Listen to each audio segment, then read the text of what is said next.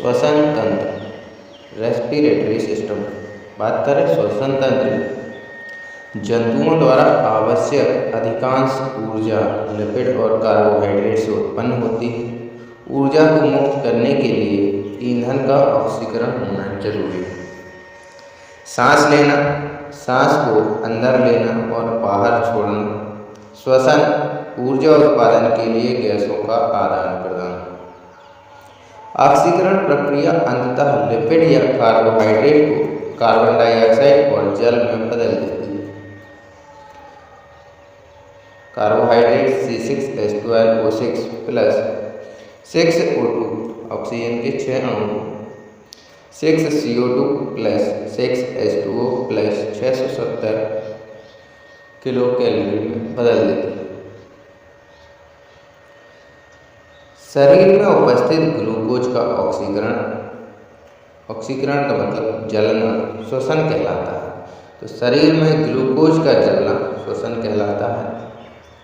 श्वसन, जलना, जलने से कोशिकाएं बनती हैं। ऊर्जा की आवश्यकता, ग्लूकोज रक्त नलिकाओं से पूर्ति होती है, रक्त और रक्त से फिर C6H12O6 प्लस O2 इन सबको प्राप्त होती है। श्वसन के प्रकार और चरण की बात करें, types and steps of respiration. वायवीय श्वसन या फिर ऑक्सी श्वसन, और दूसरा है अवायवीय श्वसन या फिर अनाक्सी श्वसन। वायवीय श्वसन की बात करें, वायवीय श्वसन एक बहुत ही जटिल प्रक्रिया है।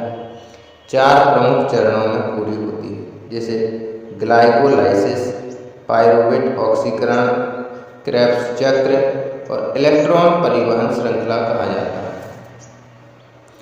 अवायवीय श्वसन, आणविक ऑक्सीजन की अनुपस्थिति में ग्लूकोज पूरी तरह स्थिर अल्कोहल या फिर लैक्टिक एसिड में अवक्रमित हो जाता है। इसमें 2 चरण होते हैं, एक होता है ग्लाइकोलाइसिस और दूसरा होता है किण्वन।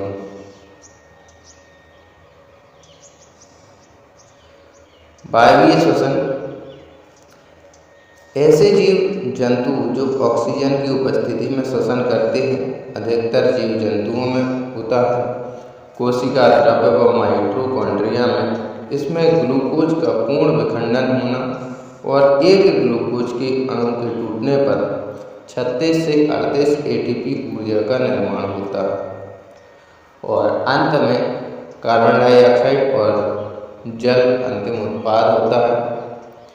अवायवीय श्वसन में ऑक्सीजन की अनुपस्थिति में होता है ये, उदाहरण ईस्ट और जीवाणु। कभी कभी मनुष्य की मांसपेशियों में भी होता है अवायवीय श्वसन। केवल कोशिका द्रव्य में क्रिया करता है, ग्लूकोज का अपूर्ण विखंडन होता है और एक ग्लूकोज के अणु के टूटने पर 2 ATP ऊर्जा मुक्त होती है।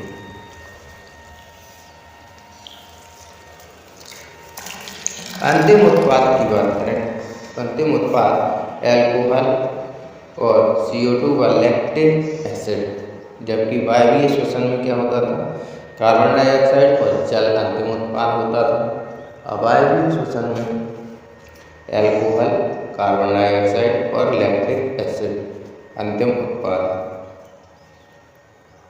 जंतुओं में श्वसन की बात करें तो श्वसन के प्रकार, शामिल अंग कौन से हैं और उनसे संबंधित जीव जंतुओं की उदाहरण। कोशिका पृष्ठ श्वसन, सेल सरफेस से जो श्वसन करते हैं।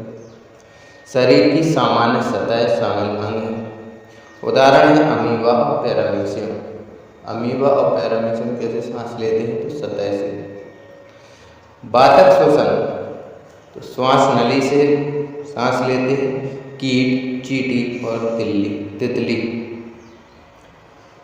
क्लोम श्वसन, ब्रांकियल, गलफड़ों से, जैसे मछलियां सांस लेती हैं गलफड़ों से।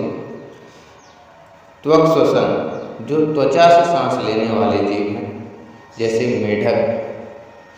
फुसफुसीय श्वसन, फुसफुसीय श्वसन में फेफड़े शामिल अंग हैं, उभयचर, सरीसृप और पक्षी, और हम सब इसी में आते हैं। अमीबा में श्वसन की बात करें, अमीबा में श्वसन सरल यकृत विसरण द्वारा होता है। पानी या आसपास के वातावरण में घुली ऑक्सीजन गैस कोशिका झिल्ली के माध्यम से कोशिका में विसरित होती है। केंचुए में श्वसन की बात करें, केंचुए और जोंक जैसे जीवों में उसकी त्वचा के माध्यम से गैसों का आदान प्रदान होता है। तो केंचुए और जोंक में क्या होता है, त्वचा के माध्यम से गैसों का आदान प्रदान होता है। केंचुए की नम त्वचा द्वारा ऑक्सीजन को अवशोषित किया जाता है और रक्त के माध्यम से शरीर की सभी कोशिकाओं तक पहुंचाया जाता है। मछली में श्वसन की बात करें तो मछली में गैसों का आदान प्रदान गलफड़ों के माध्यम से होता है, इसलिए इसे क्लोम श्वसन कहा जाता है। सांस लेने के दौरान मछली अपने मुंह में जल लेती है और इसे गलफड़ों से गुजारती है। जल में मौजूद ऑक्सीजन को गलफड़ों द्वारा ग्रहण कर लिया जाता है। टिड्डी में श्वसन, ग्रास हॉपर्स में श्वसन कैसे होता है, कीड़ों में पूरे शरीर में छोटे छोटे क्षेत्र और वायु नलियों की एक प्रणाली होती है। इन क्षेत्रों को स्पाइराकल कहा जाता है। यह पूरी प्रणाली गैसों के आदान प्रदान की सुविधा प्रदान करती है और इसे वातक प्रणाली कहा जाता है। मानवों में श्वसन नासाद्वार द्वारा, नासा गुहा, ग्रसनी, कंठ, श्वास नली। मानवों में श्वसन कैसे होता है, सबसे पहले नासाद्वार, फिर नासा गुहा, फिर ग्रसनी, कंठ, कंठ के बाद श्वास नली, श्वास नली के बाद जाएगा श्वसनी में कूपिकाएँ, प्यूरस झिल्ली और डायफ्राम।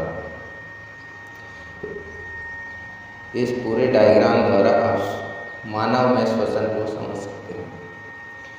बात करें नासाद्वार की, श्वसन प्रणाली का पहला भाग यह नासा गुहा में खुलता है, बाहर से हवा को अंदर लेता है। नासिका छिद्रों से गुजरने वाली हवा मार्ग को रेखांकित करने वाले महीन बालों द्वारा फिल्टर की जाती है। मार्ग में बलगम से भरा होता है जो इस प्रक्रिया में मदद करता है।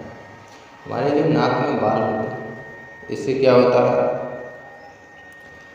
गुजरने वाले मार्ग को रेखांकित करने वाले महीन बाल द्वारा हवा को फिल्टर किया जाता है।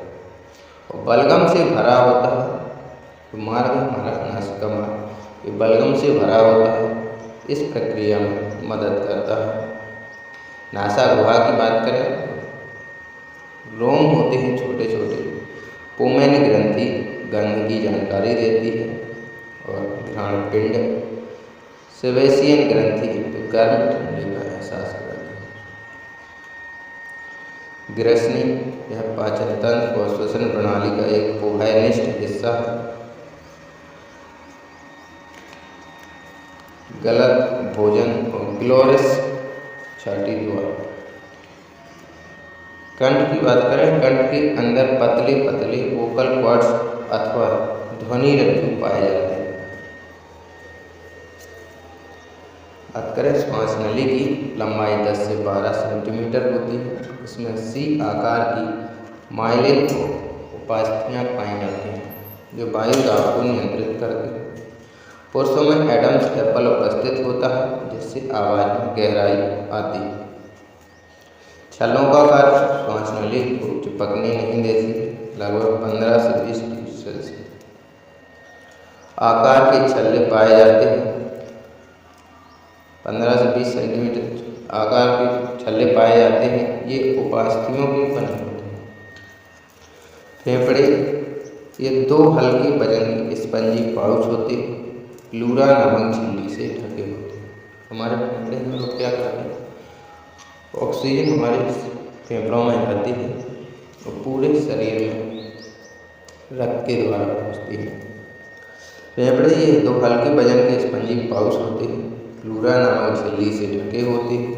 ब्रोंकाई आगे कई ब्रोंक्यूल्स में विभाजित हो जाती है। ब्रोंक्यूल्स के अंत में वायु को